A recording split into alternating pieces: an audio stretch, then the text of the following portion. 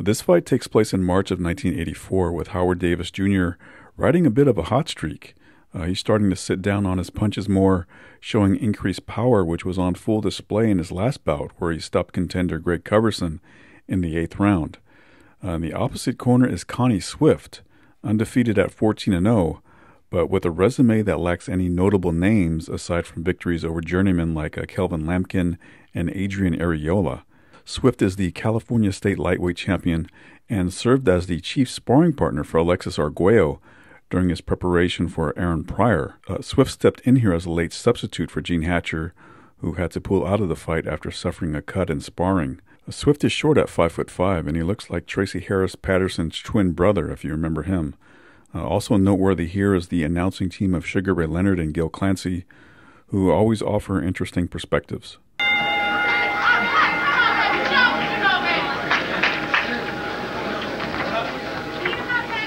The first round, Vern, is always a round that anything can happen. Normally fighters start cold because they don't warm up in the dressing room. And here we see no perspiration on either fighter. So anything can happen in this very first round. For Connie Swift, the thing he should do is take advantage of this first round because normally Davis starts very slow. And I would think, Gil Clancy, that certainly Swift knows Davis's style, whereas Davis has no idea who Swift is.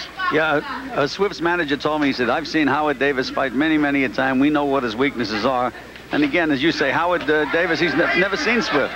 But Howard says in the first round of a fight, he likes to move around and he likes to figure the guy out. He says he usually has him figured out by the end of one. I noticed there was a left hook thrown by Connie Swift. That's the punch that Davis must watch out for because he has a tendency, he throws about 100 punches and he moves straight up backwards and he's susceptible to a left hook, especially the one thrown by Swift because it's long and it's wide. Howard Davis, well known as much more of a boxer than a puncher. I asked Connie Swift yesterday how he would describe himself, and he said both, a boxer and a puncher. But in his previous fights, he really hasn't shown that punching ability, has he? Well, he's getting stronger every time. In fact, when I saw him, when he was weighing 137, Davis looked so strong. I think at 137 pounds, he's very tough. Round one. And Swift is not the easiest guy to hit. He stays low, very compact. Connie Swift, 16 fights, all in California. He was born in Arkansas, moved to California, Southern California, when he was 3, 14-0-2, and found out about the bout Tuesday night. Watch for that right hand of Howard Davis because what he's doing now, he's trying to measure Swift with that jab. And Swift, on the other hand, is trying to stay close to Howard and work his body. Swift has a very strong left hook, especially to the body. There it is. Right there. Near the end of the first round of this scheduled 10-round junior welterweight bout from Atlantic City, New Jersey.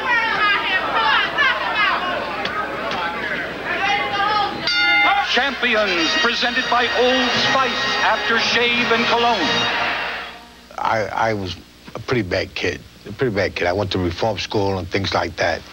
And when I came out of reform school, there was only two things for me to do: go back to crime or box. And I made up my mind that I wanted to be a pretty good fighter because I knew how to handle myself. And I said, well, I'll tell you the truth. If boxers didn't work for me, I would have went back to crime.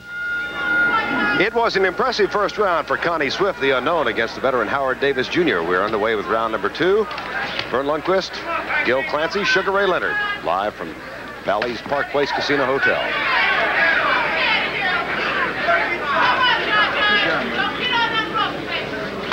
There's that left hook to the body again. Swift is going to work that overtime. For Davis to stop that, he's going to have to hit Swift on the chin with the right hand when he's throwing the punch.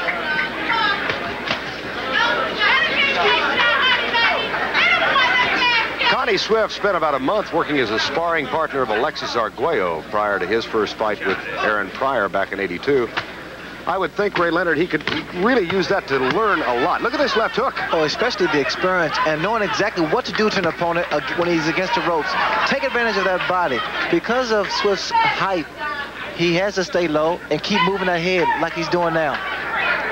Well, that's exactly what his manager said he was going to do. He said he was going to try to pin Howard against the ropes and then go to work on him. That's just what he's doing. Watch for the overhand right now.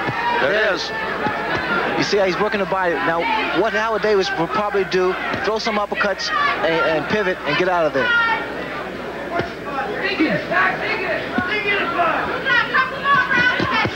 Pretty good combination by Swift. Well, what you're seeing, Vern, is a lot of those punches are being picked off by Howard Davis. A lot of them being caught on the elbows and the shoulders. Gil, you said you thought Howard Davis ought to stay up in weight. Yes, he looked much better against Greg Coverson with the extra couple of pounds. It made a big difference. He was able to punch a lot harder. Nailed Swift with a good straight right hand. But believe me, he knows he's in a fight. This is a little Sherman tank he's in there with. Those are beautiful combinations thrown by Howard Davis. Swift has a very good chin. Good in what sense? Well, he's durable. He's able to take a lot of those punches, those right hands thrown by Howard. And you need that. We have completed 2 of a scheduled 10. Gene Hatcher scheduled to fight Howard Davis today. Cut while sparring on Tuesday night, and Swift came east, his first fight out of California. We have a change of style now from Howard Davis. Well, early he was on his feet, moving around, lateral movement, and I think that's really throwing off Swift, his time and keeping him off balance.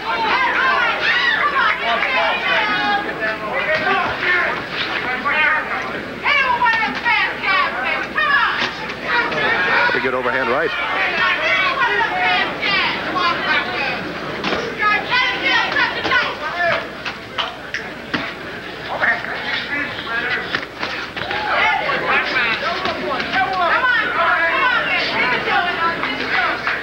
The right hand doesn't have much power behind the Swift's right hand, but it does set up the left hook. If he shows Howard that right hand a few times, comes back with the hook, could be dangerous.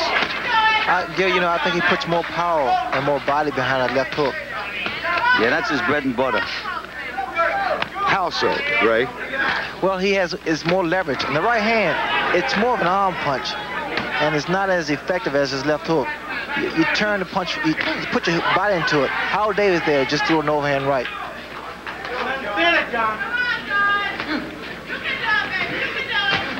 Good right hand by Davis. Davis at 28, fighting for the first time since last June. Pretty good right again.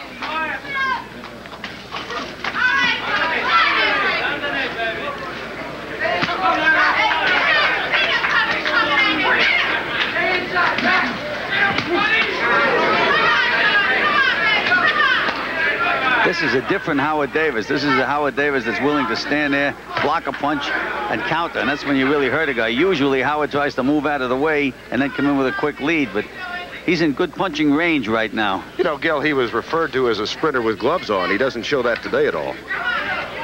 Style. How many more rounds do you think it'll take him? Well, I always want 1 round.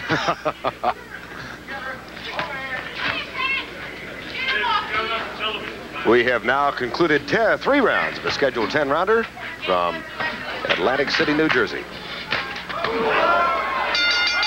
The champions, presented by Old Spice Antiperspirant and new improved stick deodorant. When I was a kid, I used to watch the Roman gladiators in Italy, Hercules, and when they used to throw guys in the arena and they used to fight until one guy was dead or he was pinned down. Well, I like that. I wish it was like that, you know, throw 2 guys in the ring and let them fight. No referee. When I fight, I don't do dirty tricks. I just fight. I don't want nobody to stop me when I'm throwing punches. 4 from Atlantic City, Connie Swift, the shorter of the 2 against Howard Davis Jr. Swift from Linwood, California. Howard Davis from Dix Hills, New York. They have gone 3 so far. Howard Davis Jr. found out really Friday that he would be fighting Connie Swift. Thursday, rather, not Friday. I guess in boxing, though, Ray, the idea of studying an opponent that much is not as relevant as it is in other sports. Well, once you become a seasoned professional, Vern, it's very easy to adapt to another guy's style without even viewing him on film. I think for Howard Davis, he can adapt to Swift's style. But Swift, he's really, really tough, really aggressive, and he punches very hard. Gil, did you try and have your fighters look at film of other boxers? Yes, sometimes. Emil Griffith, for example, he never cared about looking at the other fighter at all. He just figured he could go out and figure him out in a round or pay attention to whatever we told him. But a lot of fighters, I think it does help when you show them a film of the fights. He's letting Swift wear himself out is what he's doing.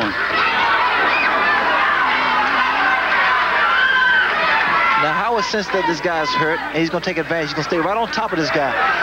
Ray, this is not the Howard Davis that we were used to looking at before that fought all his fights at the perimeter of the ring. He's right there. I think the left hook is going to be the one that may put Connie Swift down, because I see now that Howard's really putting his body behind his punches.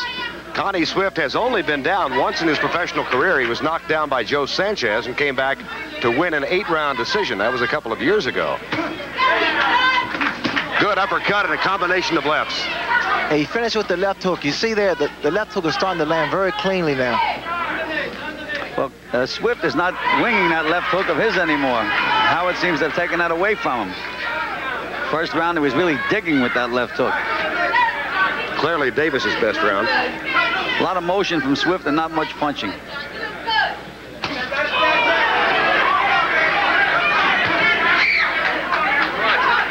You can sense the confidence growing in Howard Davis Jr. I think he has solved the dilemma as we end round 4. Middle round of the scheduled 10-rounder, Howard Davis Jr. and Connie Swift. Last round, clearly Howard Davis's best round. It was a very strong round for Howard Davis. He landed with some very good combinations, good clean punches. He had Swift in a little trouble, but because of that tough chin of Swift, he was able to continue the fight. We mentioned that Connie Swift just found out about this fight on Tuesday night after Gene Hatcher had been injured.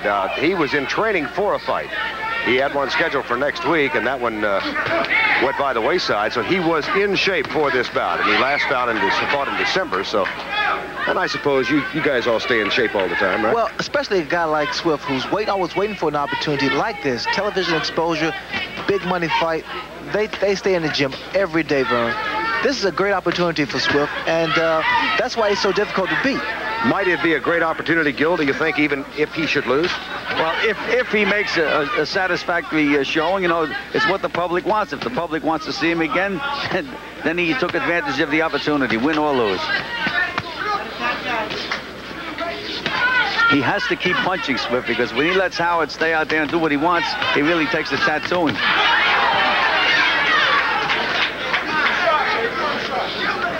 I'm starting to see some wear and tear in Connie Swift, because those punches, and it's an accumulation of punches thrown by Howard Davis, they're starting to wear Swift down a little bit. You see, there's not that much movement. He's not as aggressive as he was in earlier rounds, and he's more reluctant to throw a punch, because Howard punches so fast, so quick, and so accurate. Davis almost toying with it now a little bit. What Davis is doing now, what he does, he keeps his hands close, very good defense, and then he comes out with a few combinations. He puts you in trouble, then he takes you out. You're never going to see more beautiful combinations than Howard Davis is throwing today. Everyone in the book. Young fighters should watch Howard today, and they can certainly learn a lot. I think a young fighter named Connie Swift may be learning something. Now you're seeing more power thrown by Howard. He's putting his whole body behind every punch that he's throwing now. He's digging to the body, and he's working his way back up to the head. See that little step to the side before he threw the combination? That's what set it up. Beautiful job by Howard Davis. Connie's in a little trouble here. She's ready to go now, Vern.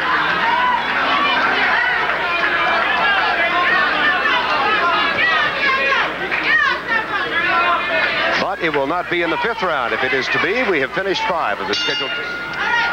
We're in Atlantic City, New Jersey for this scheduled 10-round junior welterweight fight between Howard Davis Jr. and Connie Swift. Vern Lundquist, Sugar Ray Leonard, and Gil Clancy. And Howard Davis has been quite impressive the last 3 rounds. He looked very good, Vern. I mean, everything is landing. His punches, his strength is evident. Good body movement. Looks very impressive.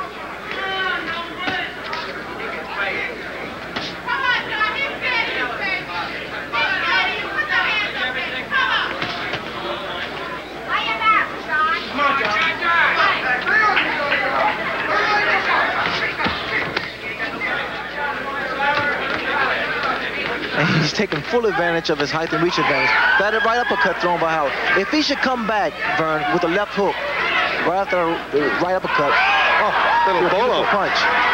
What a right hand he hit Swift, and Swift is still there. He's showing us just about everything, Ray, and some things I've never seen before. Gil, he really seems to be enjoying himself. Well, he really wants that title. He feels that he's been slighted all along, and I guess he's finally realized that you have to please the fans, and that's what he's doing today. Look at that combination. He must have thrown 8 left hooks then. He says he wants Mancini. You think he ought to chase a different target? No, I think that Howard Davis has the talent to go back for the title again, and I'm sure Mancini is watching. Gil? Well, the thing is, everybody wants Mancini, but at the present time, Mancini, I think, has plans that don't include Howard Davis. That's why I think it's best for him to shoot for that junior welterweight championship. Keep an eye on those right uppercuts. They are beautiful. They're landing so clean. And he does it. You know, an uppercut can be a dangerous punch, but he has Connie Swift tame now, and Connie just isn't winging back.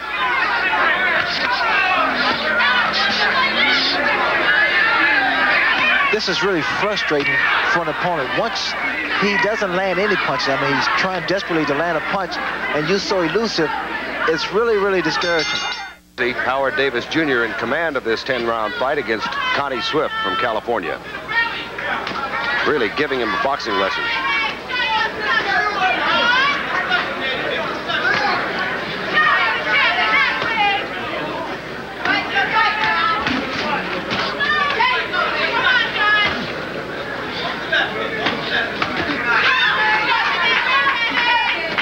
What's also throwing Swift off is the feints given by Howard Davis. Feints and those little steps to the side. You know, Benny Leonard used to stand and put his left foot on a handkerchief and defy you to hit him. You couldn't hit him with a punch, and I think Howard could just about do that with Connie Swift now. He stays right there, stays still, and the guy cannot hit him with a punch. Every punch misses. Hey, Swift has shown a capacity for taking those punches, though, hasn't he? Well, he's taking a lot of shots, and just those little movements by Howard's really throwing him off, and Howard's really laying some big bombs. The referee should really start taking a look at Connie Swift now, because he's been taking a beating in this fight. I mean, clean punches. There again, he throws punches. Howard is right there. When the punch comes out, Howard isn't there. And another way you can tell if the power's gone from a fighter, because it's not effective anymore. Swift punches, there's nothing behind it. He has a lot of heart. I give him that much credit. He must say, how am I missing those punches? Howard's head was right there, and then it wasn't there.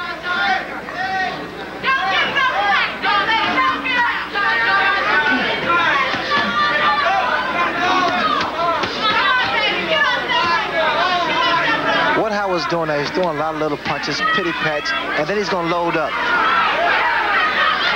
He is so relaxed, Howard, now that I just don't think he could be hurt. You know, you get hurt when you're a little stiff. And he's very, very relaxed in the ring right now.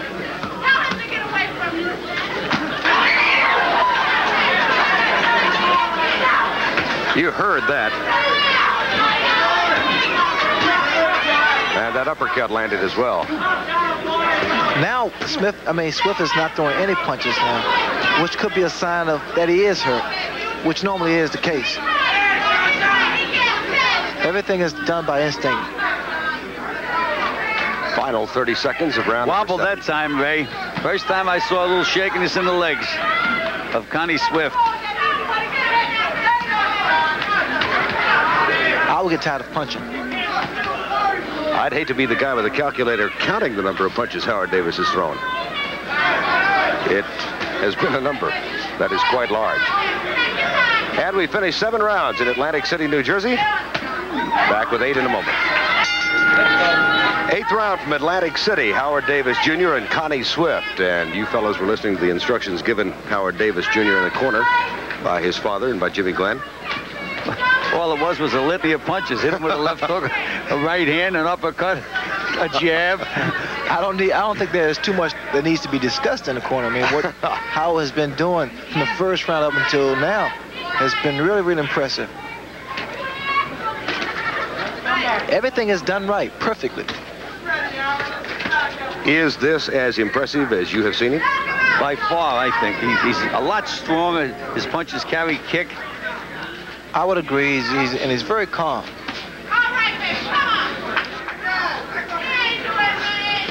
Ray Leonard, Gil Clancy, I'm Vern Lundquist, and we are here in Atlantic City. Connie Swift would be a tough opponent for any fighter. I mean, he's right there, and he's aggressive. He keeps coming, and he doesn't give up. You know, Howard Davis has the reputation of not being a puncher. Do you think, having seen him box today, is it the lack of a punch or simply Swift's ability to take a punch? I think it's more Swift's ability to take a punch. Howard proved in his last fight with Greg Coverson that he does carry some kick, and it looks like he's punching pretty hard. I'm not Connie Swift, but I'm not taking the punches. Take my word for it, Gil. He's punching hard. Okay. Oh. Beautiful. Beautiful right hand.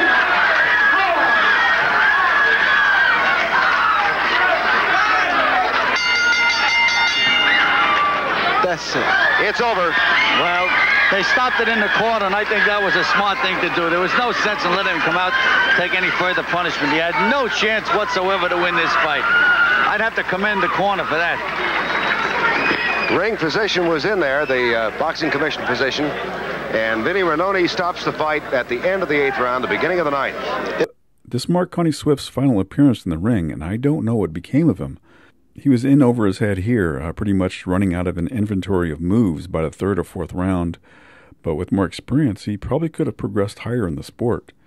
Meanwhile, after the bout, Howard Davis Jr. called out lightweight champion Ray Mancini, accusing him of only fighting chickens and turkeys. Despite the call-out, Davis ultimately had to settle for a title fight against Edwin Rosario, where he lost a decision. If you want to take a deeper look into Davis's career, I'll leave a link to his documentary video in the description box if you haven't seen it yet. Thanks for watching.